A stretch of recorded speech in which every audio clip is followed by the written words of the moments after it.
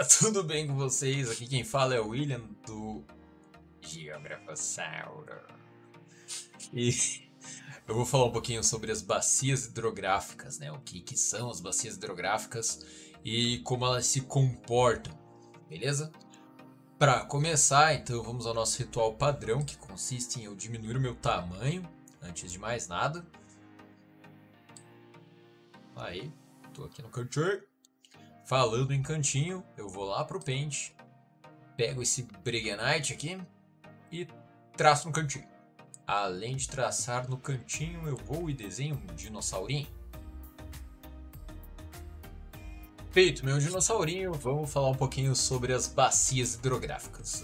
Não é bem um dinossauro, é uma tentativa de fazer um Scorpius Rex. E essa referência é só para quem assiste Acampamento Jurássico. Assim, eu assisto e eu acho da hora. Bem, é Jurassic Park, né? E eu acho sempre da hora. Mas vamos falar então das bacias hidrográficas e como elas se comportam. A primeira coisa que é importante a gente falar sobre a bacia hidrográfica é que a bacia hidrográfica não é só o conjunto de corpos d'água. A bacia hidrográfica compreende a todos os corpos, a toda a massa de terras que envolve o caminho daqueles corpos d'água. Então eu vou desenhar um relevo. Desenhei esse densadinho aqui e pro outro lado a mesma coisa. Então, basicamente, se a gente tiver uma bacia hidrográfica nesse sentido aqui, o rio estaria passando por aqui. Olha lá o meu riozinho aqui, cheio de meandros. Vocês sabem o que são meandros? Escrevam aí o que são meandros. Nossa, eu me senti pai agora falando desse jeito. É um riozinho cheio de meandros. Basicamente todos os corpos d'água, vou fazer de azul para ficar mais bonitinho. Todos os corpos d'água que vão correr para cá, eles vão fazer parte da rede hidrográfica. Olha lá. Então, o rio aqui, né, que é um afluente desse meu rio principal, faz parte dessa rede. Tem outro rio, que é outro afluente, faz parte da mesma rede. Se nós estivéssemos vendo essa imagem por cima, nós estamos vendo uma foto aérea. E aí, essa foto aérea vai mostrar lá os canais do nosso querido riozinho. Então, tá lá o rio principal, que é o rio que vai dar o nome da bacia. E aí nós vamos ter vários afluentes. Os afluentes, então, são todos aqueles rios que vão se cruzando no caminho por conta de uma área de relevo mais baixo e vão correr sentido a mesma direção.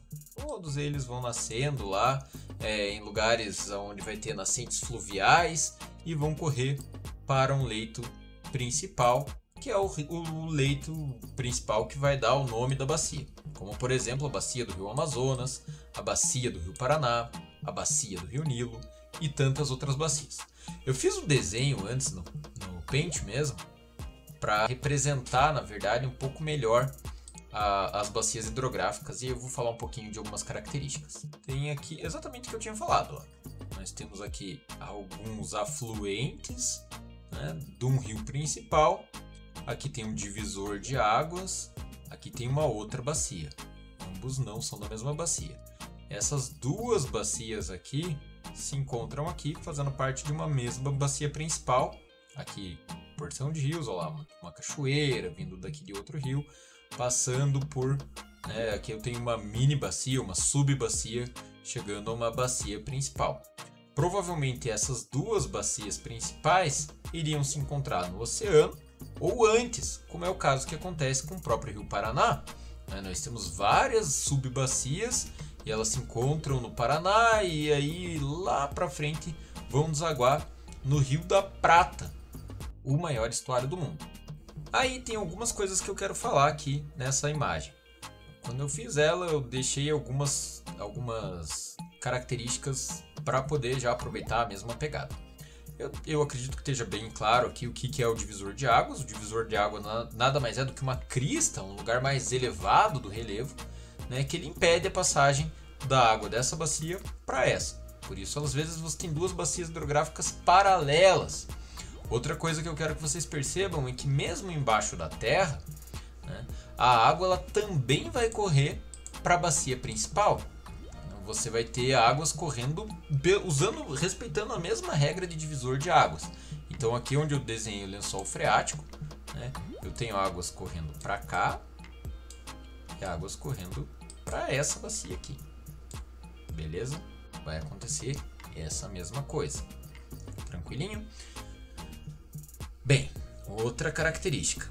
Rios que correm em regiões mais acidentadas, eles tendem a carregar bastante sedimento. Por isso eu fiz a cor desse rio aqui mais amarelado. E desse daqui eu deixei mais escurinho. Apesar de, se vocês olharem, eu tentei representar ele passando por uma área mais plana no meio desse vale aqui, né? Desse grande vale. Geralmente quando um rio ele passa por áreas mais planas, a água ela sempre vai tentando encontrar o melhor caminho para ela. E essa tentativa de encontrar o melhor caminho, ela vai desenhando o leito do rio, fazendo os meandros. Eu já vou responder a pergunta que eu mesmo tinha feito, mas os meandros então nada mais são do que as curvas do rio. Os meandros são aquelas curvas do rio. Então, os elementos que nós temos da bacia: os rios afluentes, o rio principal, o lençol freático, o divisor de águas.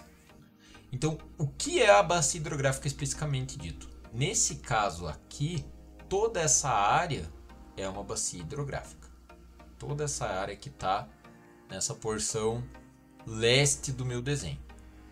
E essa área aqui seria outra bacia hidrográfica.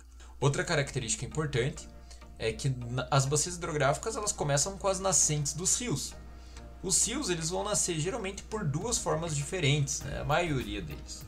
São os rios fluviais, que são aqueles que têm origem com a água da chuva, geralmente brotando ali em um olho da água. Vai ter um lugar que a água está saindo do lençol freático e vai parecer que ela fica borbulhando. Ela também pode sair de dentro de uma gruta, de uma caverna. E também acontece de rios com origem nival, como é o caso do próprio Amazonas, que começa lá na cadeia andina com origem nival. Falando das foz dos rios, nós vamos ter basicamente três formas de um rio acabar, de uma bacia hidrográfica acabar. Uma das formas é um rio entrar no outro, mas para a bacia acabar, né? E aí nós teríamos ali as foz exorreicas. As foz exorreicas correspondem a bacias que escoam a água dos rios direto nos oceanos, ou em direção aos oceanos. Então o próprio rio Paraná, que eu citei antes, ele vai correr por toda a parte aqui, quase uma boa parte do cone sul do continente americano, e vai sair lá no estuário do Prata. A foz endorreica é quando nós temos ali a água correndo para dentro do continente. Ainda existem as formas arreicas, que é quando a drenagem no qual o relevo por onde o rio está passando não vai favorecer muito o escoamento, e aí o rio ele chega em áreas desérticas e a água basicamente evapora. E as criptorreicas, que é quando existe um escoamento subterrâneo, o rio ele corre para uma área onde a água ela vai acabar penetrando na terra. Quando eu tenho a foz exorreica, nós vamos ter ali dois tipos principais de foz. A foz do rio ela pode ser em delta. Eu vou usar esse mesmo desenho aqui. Temos um oceano. O rio está correndo para cá. Se ele está em uma área de relevo muito plano, como a água ela tende a correr pelo caminho mais fácil para ela, muitas vezes ela vai acabar abrindo uma porção de caminhos quando ela chega próximo ao oceano, formando o que nós conhecemos como foz em delta. E aí o rio ele vai se abrindo todo. A foz em delta é quando o leito principal do rio ele está todo subdividido, não dá mais para ter uma ideia de onde é o leito principal ou não. E aí esse tipo de foz ele vai formando uma porção de várias ilhas pequenas, aonde o rio vai acabar encontrando o oceano ou mar. Um outro exemplo seria a foz em estuário, que é o que eu falei antes da foz do próprio Rio da Prata. Ele vai encontrando o mar, ele vai se abrindo em um único grande corpo d'água, sem formar, na verdade, ilhas nesse meio do caminho. Isso daqui seria uma foz em forma de estuário. Como eu já falei antes, o Rio Paraná deságua no Rio da Prata, que é o maior estuário do nosso planeta. Olha lá, estuário do Rio da Prata, grandão pra caramba aqui.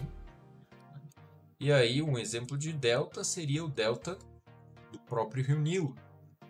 O delta do Nilo, então aqui está o Rio Nilo, ele vai se abrindo inteiro em vários pedaços, não dá mais para identificar o leito principal do rio, e aí nós temos esse formatão de delta. E ainda tem a foz mista, né? Como o próprio foz do rio Amazonas mesmo. O rio Amazonas, então, ele vai ter um leito principal até chegar no oceano. Olha lá, o Canal do Norte, é basicamente o leito principal, se eu não me engano. Se eu estiver errado, me corrija. Mas ele vai acabar se abrindo e vai formar ilhas também. Então ele forma um delta, mas ainda assim vai ter lá o rio Amazonas desaguando em um leito principal no Oceano Atlântico. Eu espero que eu tenha conseguido explicar bem e que vocês tenham gostado do meu desenho, porque deu um certo trabalho fazer. Obviamente eu vou usar ele em aula também, né? Eu fiz ele para mais de um objetivo. E é isso aí. Curte se vocês puderem, compartilhem, me ajudem a divulgar a palavra da geografia. Eu vou ser eternamente grato.